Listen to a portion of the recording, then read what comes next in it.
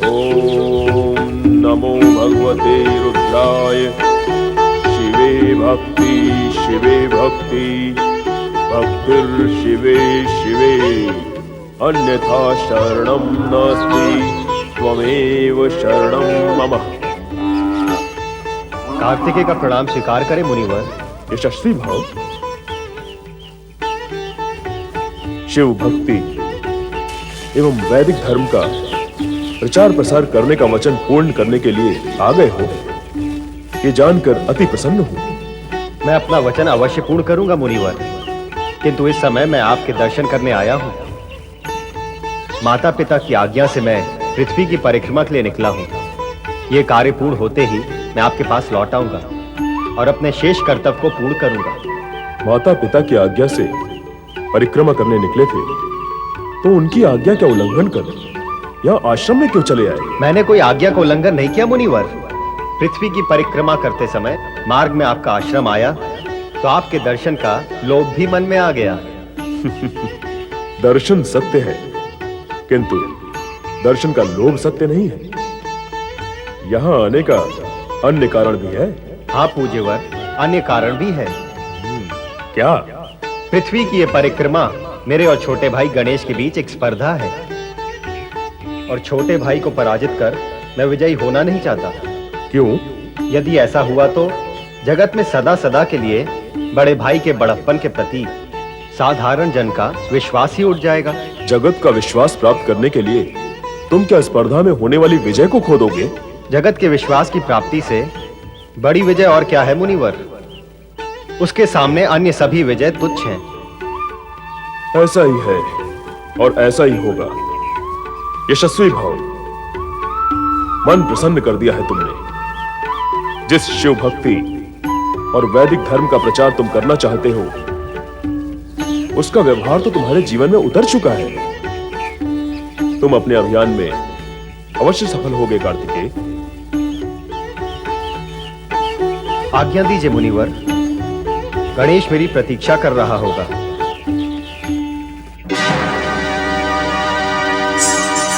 गणेश भैया शांत हो जाइए, शांत हो जाइए।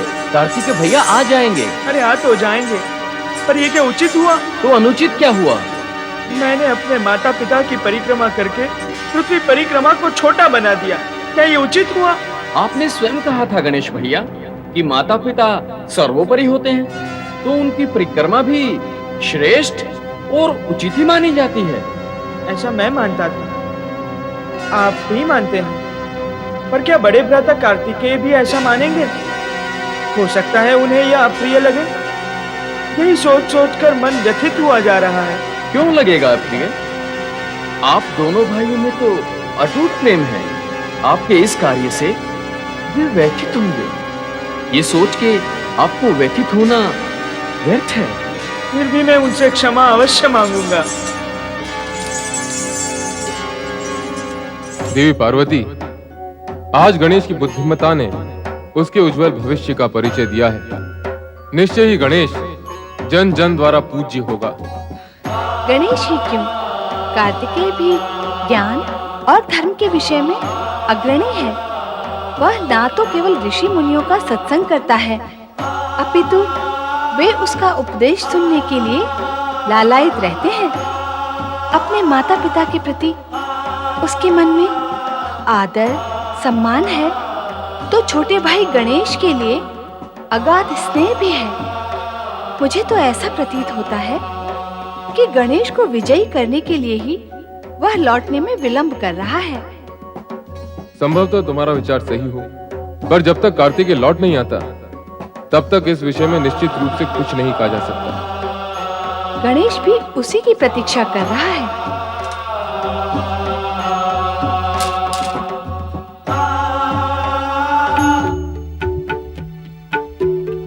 गणेश भैया, वो देखो, मार कार्तिकेय आ गए।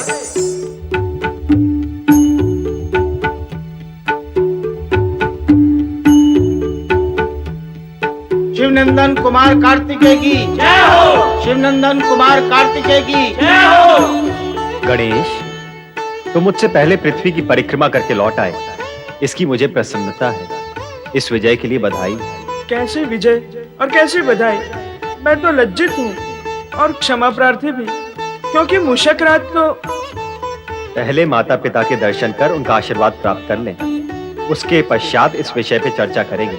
आओ। शिवनंदन कुमार कार्तिकेय की लो, कार्तिकेय भी आ गया और अब दोनों इसी ओर आ रहे हैं। हाँ, दोनों की जय जयकार भी हो रही है। आप दोनों के विवाह की घोषणा अवश्य कर दें। देवी, हम अपनी इच्छा को पुत्रों पर थोपने के पक्ष में नहीं हैं। ऐसा क्यों कह रहे हैं स्वामी? पुत्रों का विवाह तो माता पिता की इच्छा से ही होगा। अवश्य होना चाहिए, पर कार्तिकेय अपनी विवाह करने की अनिच्छा प्रकट कर चुके हैं। वे धर्म कार्य और लोक कल्याण में प्रवृत्त हैं। शिवनंदन कुमार कार्तिकेय की जय। गौरी पुत्र गजानन गणेश की जय। भगवान भोलेनाथ गौरी शंकर की जय।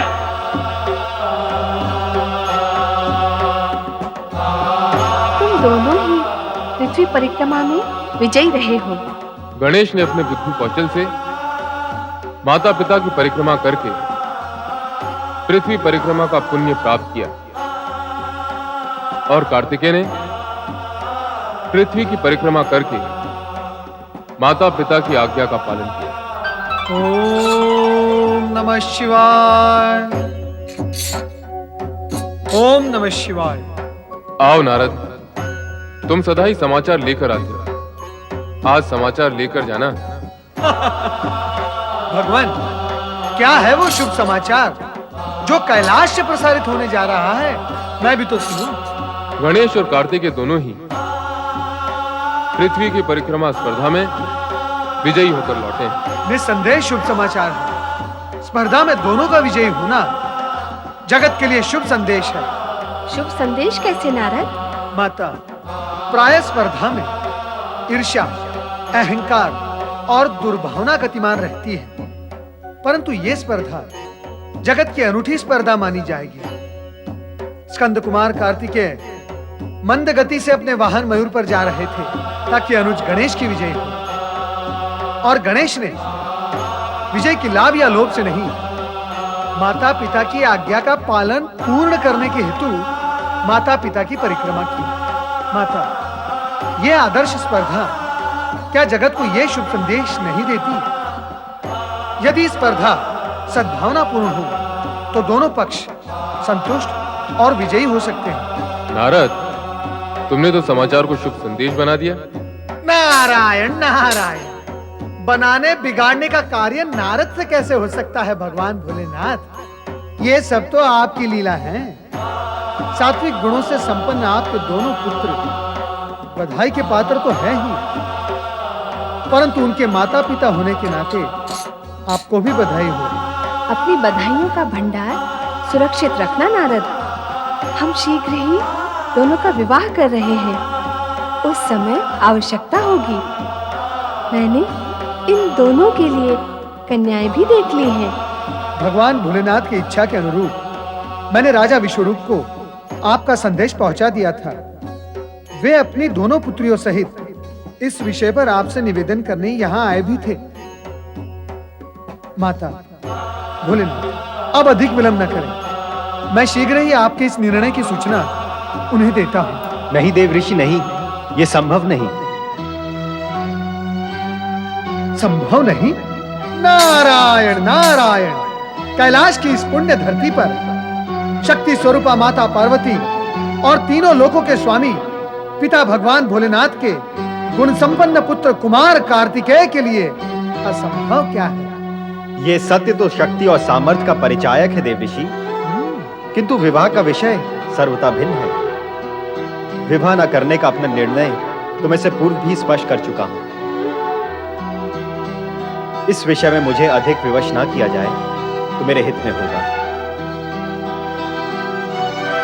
अब मुझे दक्षिण क्षेत्र में जाने की आज्ञा प्रदान करें ताकि मैं अगस्त ऋषि को दिए गए अपने वचन को पूर्ण कर सकूं। बड़े भ्राता कार्तिकेय, यदि आप विवाह नहीं करेंगे तो मैं भी आजन्म अविवाहित रहूंगा। तुम क्यों अविवाहित रहोगे? मेरा यही प्रश्न तो आपसे है। मैं बार बार स्पष्ट कर चुका हूं कि मैं धर्म और शिव भक्ति के प्रचार का कार्य पूर्ण करना चाहता हूं। मेरे जीवन का उद्देश्य और मार्ग भिन्न है, विवाह इसमें बाधक है। लेकिन तुम्हारे साथ ऐसी कोई स्थिति नहीं, इसलिए तुम्हें विवाह करना ही चाहिए। गणेश, हम कार्तिकेय को विवाह के लिए बाध्य नहीं कर सकते। स्थिति स्पष्ट है, अब तुम्हें विवाह करना ही चाहिए।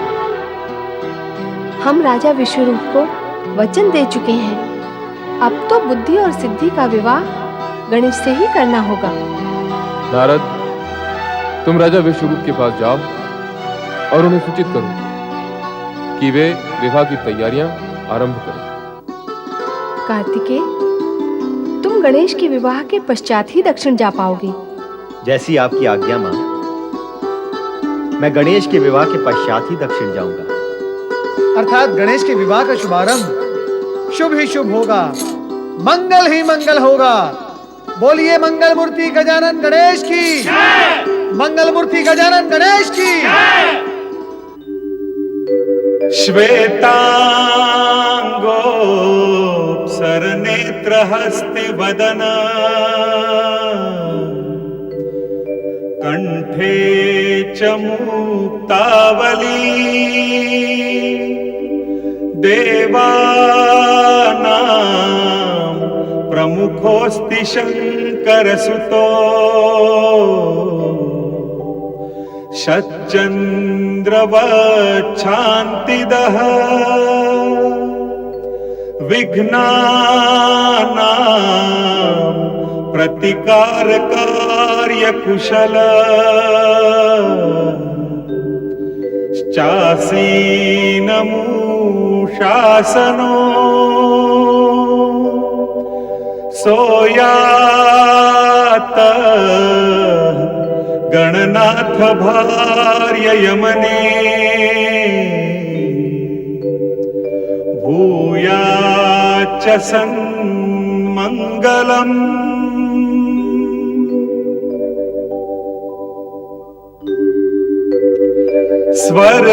स्वर्गंगा सुरभिश्च दैव ततरु सूर्याच भाकौमुदी सिद्धिं पुण्य विवाह कार्य परका दृष्ट्वा च सम्मोहिताः तद्वद् बुद्धि विवाह कार्यकरणे मज्जन्ति दिग्देवताः इत्थं सिद्धि सुबुद्धिदन्ति यमने कुर्वन्तु वो मंगलम्।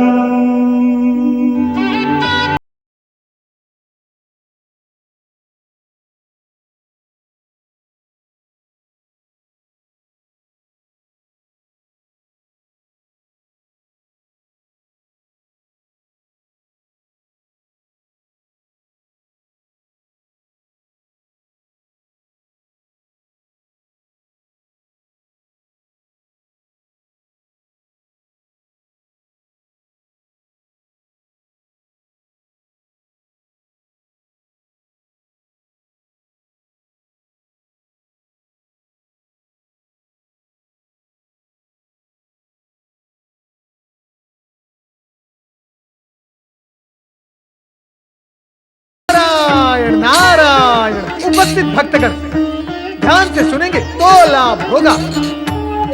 गणेश जी भगवान भोलेनाथ और माता पार्वती के पुत्र होने के कारण विघ्नहर्ता और सुखकर्ता तो है ही है, परंतु इस विवाह उपरांत अब उनके गुण और शक्ति में वृद्धि हुई है, क्योंकि अब उनके साथ बुद्धि और सिद्धि है।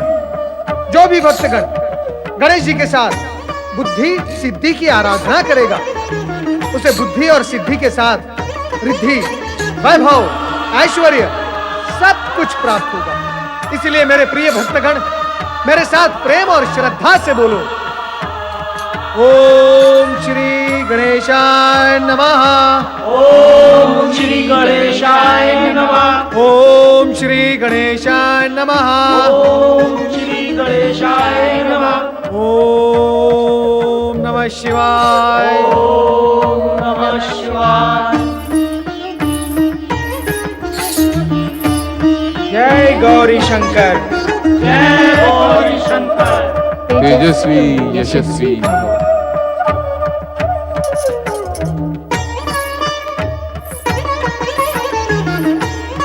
तुम तीनों को मेरा शुभ आशीर्वाद।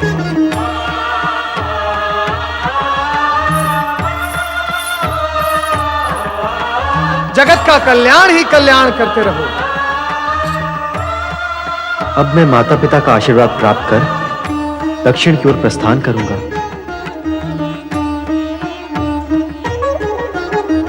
माताश्री, पिताश्री, आपकी आज्ञा और आशीर्वाद का इच्छुक हूं। आप अपने बड़े भ्राता को दक्षिण की ओर जाने से रोकते क्यों नहीं? व्यर्थ है उन्हें रोकना। दक्षिण ही उनका कर्म क्षेत्र है। वे वहां जाकर धर्म और भक्ति की नई परंपरा को सूत्रपात करेंगे तथा अन्य देवी देवताओं से अधिक पूज्य होंगे।